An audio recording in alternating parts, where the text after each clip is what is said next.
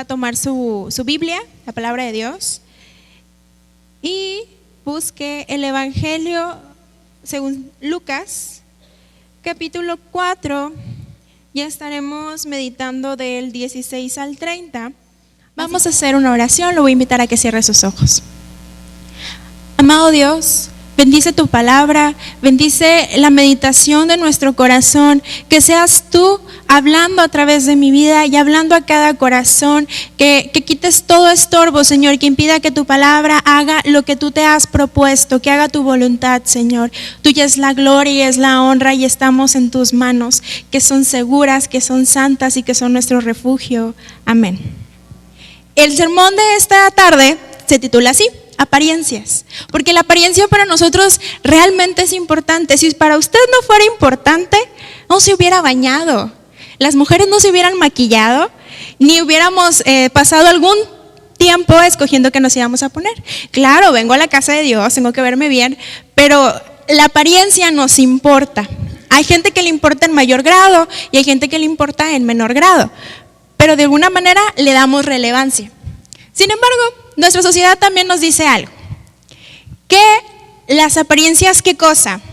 Nos engañan, que no nos vayamos con la finta, que no juzguemos un libro por su portada, que no hagamos juicios rápidos. Eso es algo que culturalmente hemos escuchado. Sin embargo, yo creo que en la práctica tal vez no sea tan cierto.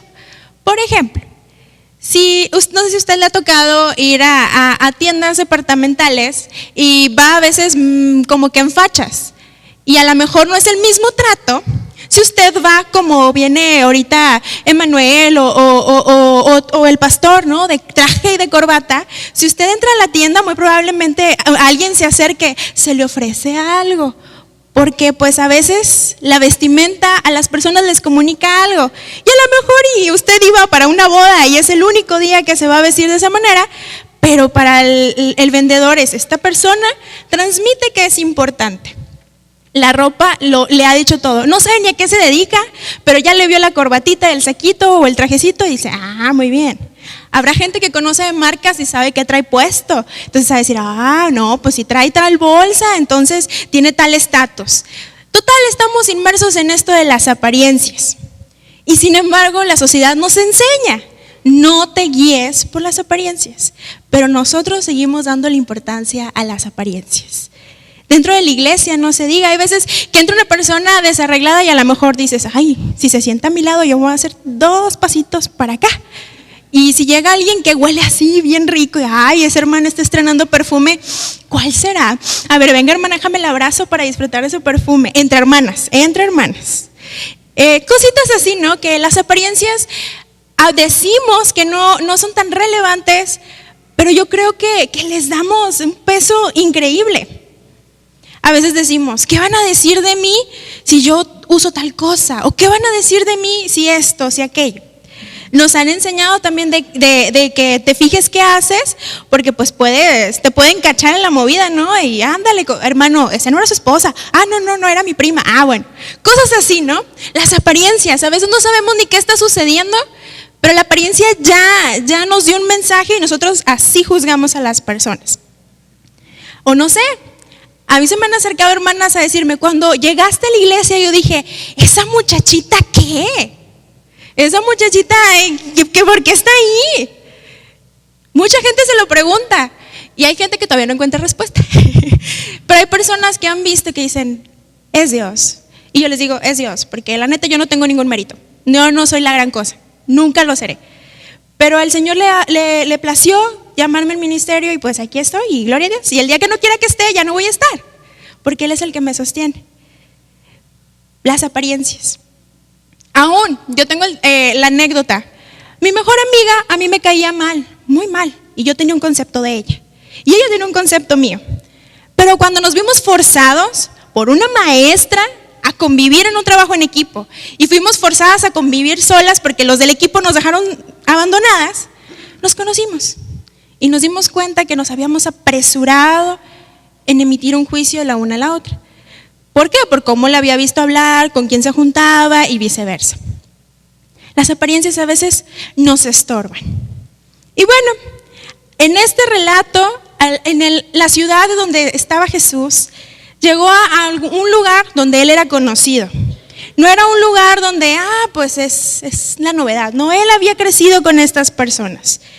Si nos tomamos un poquito de la tradición judía, pues desde los 5 años como que van a la escuela de la sinagoga. Y si él participaba en la adoración, pero aquí vemos que participó muy tranquilamente, y dice que tenía por costumbre. Entonces Jesús pues iba a la sinagoga. Y pues él sabía que no todos los que iban ahí eran pues muy buenas seguidores de Dios, porque había en otras sinagogas otras personas que él catalogaba de hipócritas. Les decía, hagan lo que dicen, pero no vivan como ellos, etcétera. Él tenía sabía quiénes eran. Y sin embargo, él no dejó de asistir. Eso me llama la atención. A veces nosotros buscamos que nos complazca el que está al frente o que nos complazca la alabanza, pero Jesús decidía asistir aunque sabía que tenían muchos errores. Él buscaba y adoraba a su Dios, a su Padre, a Él mismo. Él cumplía con esta tradición que tenían del pueblo de Israel. Otra cosa que me llama mucho la atención, luego ahí, en lo primerito, dice que hizo una lectura. Hay gente que dice que fue de Isaías 61, del 1 al 2, y hay quien dice que fue del 58 al 6. Pero ¿qué dijo? ¿Qué dijo? Dice que el Espíritu de Dios, del Señor, está sobre mí, por cuanto me ha ungido para dar buenas nuevas a los pobres. Me ha enviado a sanar a los quebrantados de corazón, a pregonar libertad a los cautivos y vista a los ciegos y a poner en libertad a los oprimidos. Esa va a ser como que la esencia del mensaje que Jesús les va a transmitir. Y si quieres saber un dato curioso, esto me lo brinqué tantito, de cuál era el orden de culto en la sinagoga. No sé si lo quieras saber, y si no, pues como quiera se lo voy a comentar. Era oración, se leía una parte del Pentateuco, una lectura de los profetas, y luego había una exposición del texto, una explicación. Y normalmente se sentaban. Por eso dice que Jesús leyó, y dicen, bueno, ¿por qué se sentó? Bueno, porque para enseñar se sentaban. Entonces Jesús tranquilamente se sentó y les comenzó a enseñar. En esta lectura vamos a poder ver varios aspectos del ministerio mesiánico de Jesús. ¿Cuáles? Que él era ungido, así como los reyes y los profetas eran ungidos, y los reyes, eran ungidos. Así Jesús estaba diciendo, por cuanto me ha ungido y el Espíritu del Señor está sobre mí. También era un ministerio de evangelización, un ministerio de ir y llevar las buenas nuevas. También era uno de sanidad, de libertad, de dar vista, pero tal vez les estaba hablando, y hay comentaristas que dicen, se puede referir a la física, porque muchos ciegos sanó, pero también a la espiritual, porque él vino y como clarificó el camino que a lo mejor no era tan fácil de identificar para los seguidores de la ley. Y algo que a mí me llamó la atención, porque no había como meditado o usado esta palabra, pero me parece muy interesante. Jesús aquí está diciendo, al decir, a pregonar el año del favor de Dios, o el año agradable del Señor, está inaugurando la era de la salvación. O sea, está inaugurando lo que va a venir. O sea, él está comenzando algo que ya sabemos que es ese algo, ¿no? Y él está haciendo esta declaración de yo he venido a esto. Lo que se ha prometido se va a empezar a cumplir en mi persona. Y se los dice en el verso 21, le dice, hoy se cumple la escritura frente a ustedes. Pero, aunque él hablaba y debía hacer un mensaje de consuelo, pues fue todo menos eso. Para ellos incluso estaba como ofendiendo la ley, estaba haciendo algo, una aberración, era algo grosero. Como este hombre que viene y parece ser de los nuestros, de pronto empieza a decir tremendas barbaridades y a decir que esto se cumple delante de nuestros ojos. Pero al principio todos parecieron, porque aquí dice en el verso 22, que todos daban buen testimonio de él y estaban maravillados de las palabras de gracia que salían de su boca. Pero también junto con esa actitud de asombro, se preguntaron algo. Acompáñenme al verso 22 para ver qué preguntas se hicieron. Y dice, ¿no es este el hijo de José? Y en los otros evangelios hablan de que el hijo de María, el hijo del carpintero. Y esta pregunta en el griego es como, está buscando que digas sí. O sea, es como, güey, pues, o sea, ya está implícito la afirmación de que sí, este hombre es el hijo de José, del carpintero, de María. Hay unas comentaristas que dicen, pues el muchacho del barrio, con perdón de que estamos hablando de Jesús. Y si me dan permiso tantito de divagar, a lo mejor con el que jugábamos a tal cosa, con el que andábamos allá buscando peces, con el que fuimos a la escuela de la sinagoga, el vecino, a lo mejor ahí estaba un vecino de Jesús, de que cómo va a estar haciendo esas afirmaciones. Si yo le conocí, si yo lo vi, teníamos la misma edad o incluso yo soy mayor que él. Y entraron las apariencias, las cosas que ellos podían ver de Jesús humanamente. Todo lo que habían conocido a Jesús, porque su ministerio fue expuesto y fue hasta que el tiempo de que Dios había designado.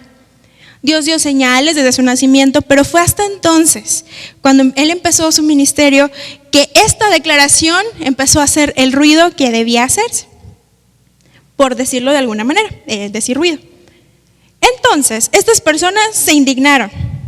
¿Por qué? ¿Por qué creen que están indignados? Porque eran incrédulos. Porque una persona que estuvo cerca de mí, alguien que yo sé que a lo mejor le gusta comer tal cosa y tengo tanta cercanía, no puedo creer que sea el Hijo de Dios. Y eso le estorbó.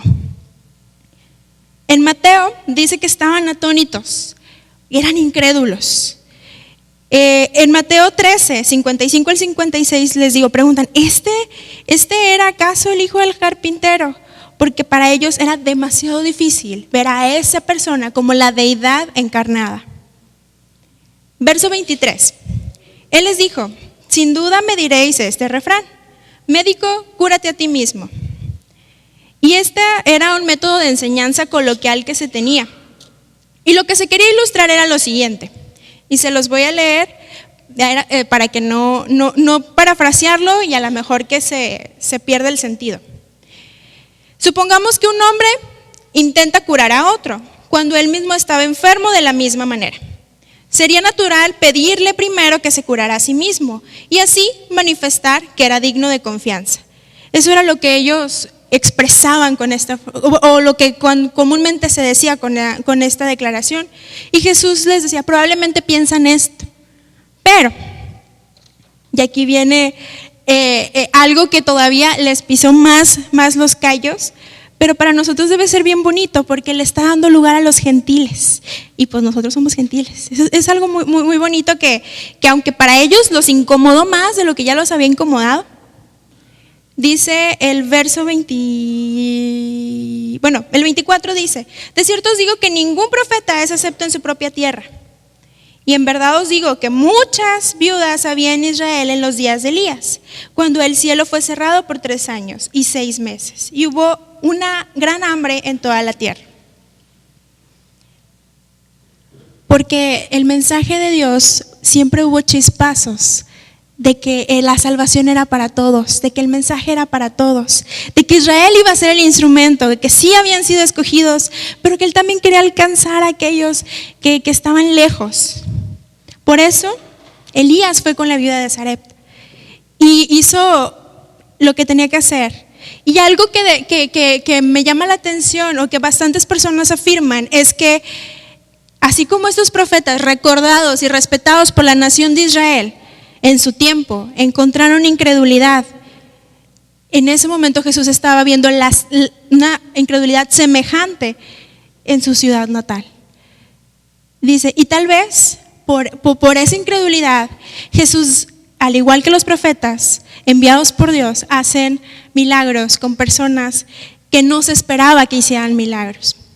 Quisiera que rápidamente me acompañaran, a lo mejor no a ver lo que toda la historia, porque es larga, pero después la afirmación que hacen estas dos personas que no tenían nada que ver con el pueblo de Israel, pero al ver el poder de Dios, cómo reconocieron quién era el Señor. Y muchas veces el pueblo de Israel viendo tanto poder y ya las personas que que están aquí en la audiencia, que decían que en Capernaum Jesús hizo grandes cosas, y aún así ellos eran incrédulos, pero estas personas simplemente se maravillaron del Dios que estaban viendo a través del profeta. Segundo libro de Reyes 5, si gustan acompañarme así rápidamente. Yo sé que aquí hay muy buenas elementos para hacer un concurso de esgrima, así que sé que lo vamos a encontrar rápido. Segundo libro de Reyes 5, 15. Otro personaje que menciona Jesús y les dice, así como es este enemigo, Naamán, 5:15. Y volvió el varón de Dios a él y toda su compañía y se puso delante de él y dijo, he aquí, ahora conozco que no hay Dios en toda la tierra sino en Israel. Te ruego que recibas algún presente de tu siervo. Esta declaración de un hombre que no tenía nada que ver, que él no sabía nada de lo que estaba sucediendo, pero escuchó y lo mandaron y total, fue sanado. Y hay una historia muy, muy larga. Este hombre no quería hacer lo que el profeta le decía, pero aún obedeció. Y luego hace esta declaración, ahora conozco que no hay Dios en todo el mundo, en toda la tierra, sino en Israel. Y muchas personas en Israel todavía se volteaban en contra de su Dios. La otra historia a la que hace referencia, la viuda de Sarepta, lo vemos en el primer libro de Reyes. Si gustan acompañarme, capítulo 17, verso 24. Entonces la mujer dijo a Elías, ahora conozco que tú eres varón de Dios y que la palabra de Jehová es verdad en tu boca. Reconoció el ministerio de quien lo había enviado y reconoció que la palabra del Dios que lo había enviado era verdad. Qué hermoso, y también es una historia bastante conocida, y si no la conoce, tome nota y lo invito a que luego lo lea, porque este Dios también se presentó a los gentiles y era lo mismo que Jesús les quería explicar. Quería explicarles que Él era amplio, que su amor alcanzaba para todos, que no fueran envidiosos. Sin embargo, como ya habían sido incomodados por la primera lectura, por la primera afirmación que Jesús hacía, fueron incomodados aún más por esto. ¿Y qué creen que pasó? Bueno, ya lo leímos, pero por si se le olvidó. Se enfurecieron, porque ellos no querían escuchar esta verdad. Y entonces se levantaron y lo expulsaron del pueblo. Qué rápido de maravillarse y de dar buen testimonio de Jesús, pasaron a estar enojados y a quererlo echar de la ciudad. El Evangelio de Marcos dice en la Nueva Traducción Viviente que se burlaron. Ellos se burlaron y decidieron, no, o sea, ¿cómo? No. Ya sáquenlo de aquí. Y bueno, ¿qué hizo Jesús? Ahorita lo vamos a ver. Jesús tranquilamente, y a mí eso me impresiona de como no era el tiempo, Él ya sabía lo que iba a acontecer, pasó por el medio de ellos. También dice en el Evangelio de Mateo, y también creo que, aquí no, que no hizo los milagros que estas personas que hasta cierto punto yo creo le empezaron a exigir. Y lo atribuyen a lo que yo les comentaba hace un momento, su incredulidad. Les estorbó la apariencia que ellos creían que Jesús realmente tenía y no se detuvieron a realmente meditar, porque eran conocedores de la ley, porque si no, no se hubieran ofendido. O sea, conocían la ley, sabían quién era Jesús y daban buen testimonio de Él, pero no era suficiente y les hizo choque esta idea. Y entonces yo me puse a meditar, ¿cuántas veces nosotros no tenemos un concepto de Dios o del Espíritu Santo o de Jesús? Y ahí está. Pero es un concepto que alguien nos dijo. Es un concepto que aprendimos de un predicador, que aprendimos del pastor Mario, de mí o de pastores que antecedieron. Cosas que decimos, sí, esto es así, pero porque lo escuché de alguien, porque lo leí en un libro, porque lo vi en una predicación. Y yo creo que Dios es esto, porque alguien más lo dijo. ¿Y alguna vez ha jugado el teléfono descompuesto? siempre sabemos cómo termina, ¿no? Ya cambian toda la historia. Imagínense si ustedes hacen eso. Si le hacemos caso a lo que alguien dijo que dijo Dios, en lugar de ir a donde está la palabra del Padre. ¿Y dónde está? La Escritura. Y si nos falta sabiduría, vamos y oramos.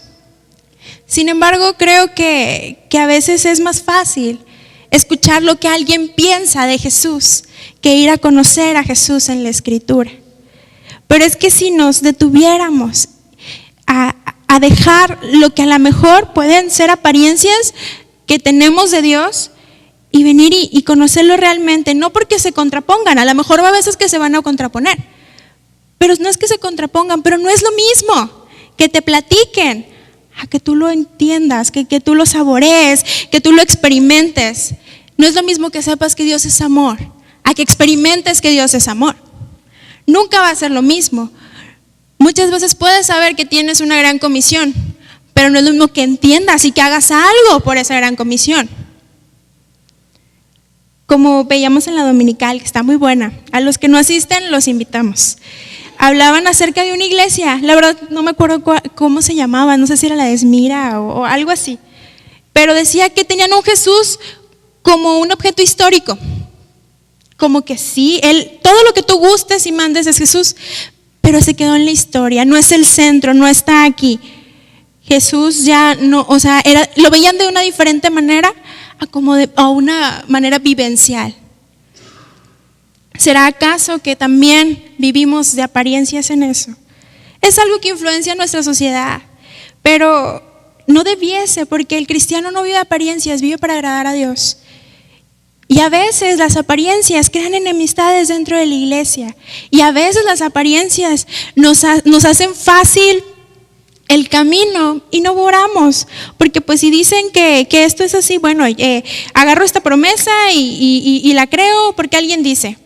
En lugar de meterme y ver las promesas de Dios y estudiarlas. Porque algo que tenemos como herencia metodista es escudriñar, a estudiar, a no dejarnos que nos digan y que nos lo den todo así fácil, sino decir, ¿por qué dijo esto el pastor? ¿Por qué dijo esto la hermana? Pero si yo decido vivir de apariencia y creer lo que alguien más dijo de Jesús, pues bueno, será su elección, pero nunca será como el palpar, así como estas personas que vieron el poder de Dios, porque tuvieron el privilegio de hacerlo a través de los profetas. Pero usted puede ver el poder de Dios aquí en la Escritura y se puede maravillar, puede ver los hechos y decir cómo Dios hizo grandes cosas y cómo por la predicación se convertían tantas personas. Y cómo cambiaban y se arrepentían y no volvían atrás, y se iban agregando y se iban agregando. Pero no es lo mismo que yo se los platique, a que usted lo pueda experimentar aquí en la Escritura. Yo les puedo decir que Dios es fiel y que le infunde aliento, pero si usted no pasa tiempo con Dios, usted no va a entender quién es Dios. Porque en la teoría, así como nos pueden explicar cómo hacer una suma, una multiplicación, una división, pero si no la practicamos, yo creo que no nos va a salir. Y se los digo por experiencia, si ahorita me ponen y mi papá dice, ay, te voy a poner un examen, porque mi papá es maestro de matemáticas. Si le digo, si tú me pones una división de esas de que con la casita y todo, ya no la puedo hacer, porque no lo practiqué. Sé cómo se hace, pero yo no tengo la práctica. Yo sé que tengo que orar, pero no oro. Yo sé que tengo que leer la Biblia, pero no la leo. Yo sé que tengo que cuestionarme lo que me predican, pero no me lo cuestiono. Yo sé que tengo que vivir en santidad, pero no vivo en santidad, porque lo sé, porque la apariencia. Ojalá que pudiésemos no ser como esta audiencia que las apariencias le estorbaron para que Dios transformara el lugar en donde estaban. Había necesidad, sí había necesidad, pero había incredulidad, pero había una actitud que no era la que Dios buscaba. Y habrá a lo mejor algunas otras afirmaciones históricas del por qué esta situación. Pero lo que a mí me llama la atención en este pasaje, en esta vez que leo esta porción de la Escritura, es que las apariencias estorbaron. Y la pregunta para cada uno de nosotros es: ¿conocemos a Dios por lo que otros nos han dicho? ¿Por lo que parece ser? ¿O realmente hemos aprendido a conocerle a través de su palabra, a través de la oración? Y esa es una pregunta, o son preguntas que usted tiene la respuesta en lo particular. Y no va así como que levante la mano mi hermano, mi hermana, quien ha comprobado tal verdad bíblica, usted mismo. No es necesario. Pero es una invitación a que dejemos de vivir de lo que alguien más dice que Dios es y comprobemos, porque no se compara con lo que usted puede comprobar a través de la Escritura. Le voy a invitar a que se ponga de pie.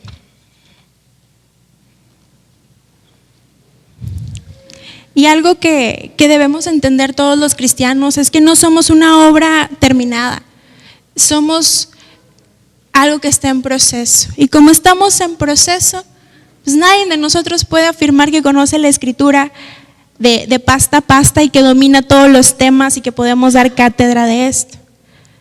Sin embargo, lo que podemos afirmar es que es viva y que es eficaz y que transforma a todas las personas y que nos renueva si lo permitimos al Señor obrar.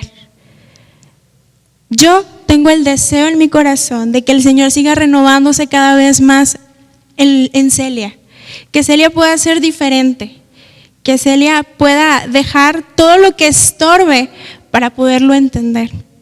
Si ese es su deseo, si usted quiere en verdad conocer a Dios por medio de su palabra, por medio de la oración, dígaselo.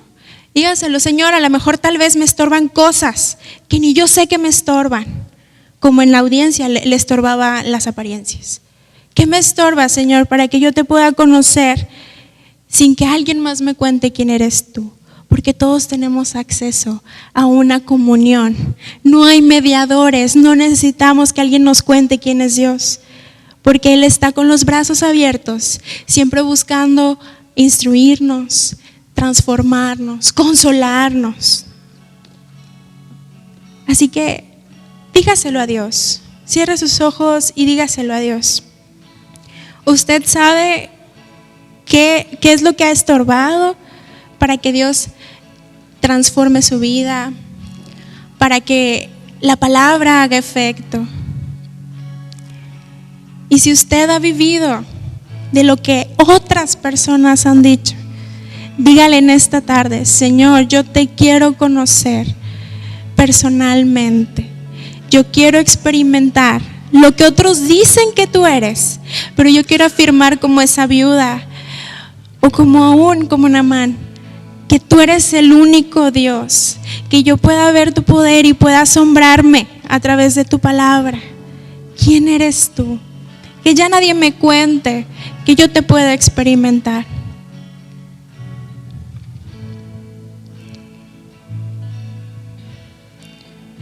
Señor, te necesitamos todos los días. Somos personas con razonamiento limitado y muchas veces nos dejamos influenciar por muchas cosas de este mundo. Sin embargo, tú ves que en nuestros corazones está esa hambre por ti. Tal vez somos distraídos por circunstancias, pero te necesitamos y en esta hora queremos rogarte para que todo aquello que estorbe, para que tu palabra haga lo que tú has deseado, tú lo quites. Que podamos conocerte, Señor. Queremos conocerte, queremos apasionarnos por el Dios tan perfecto, tan hermoso, tan sublime que tenemos. Queremos pensar en la cruz y que nuestro corazón se llene de paz, de gozo y de pasión por ir y anunciar a ese Salvador, que hay consuelo, que hay perdón, que hay respuesta, que tú viniste a salvar lo que se había perdido, Señor. Y nosotros estábamos perdidos, pero tú has traído consuelo, tú has traído restauración.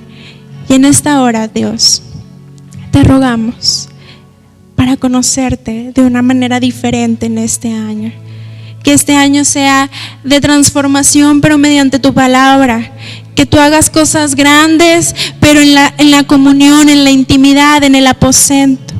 Y si hay alguien, Señor, que está batallando para buscar tu rostro, yo te ruego que en esta hora lo fortalezcas, que ellos puedan sentir que tú estás fortaleciendo sus vidas, quitando todo cansancio para ir y pasar tiempo contigo, Señor. Porque sabemos que en lo secreto hallaremos sabiduría. Bendice a tu iglesia, Señor. Bendice cada corazón. Y reconocemos, Señor, que necesitamos despojarnos de todas esas apariencias, de lo que creemos que tú eres, para conocer quién eres tú, Señor. Te alabamos y te exaltamos, porque tú eres bueno y tu misericordia es para siempre, y porque en ti hay consuelo, hay esperanza y hay todo lo que el hombre puede necesitar, porque como dice el salmista, tú eres el todo del hombre. Te alabamos y te exaltamos.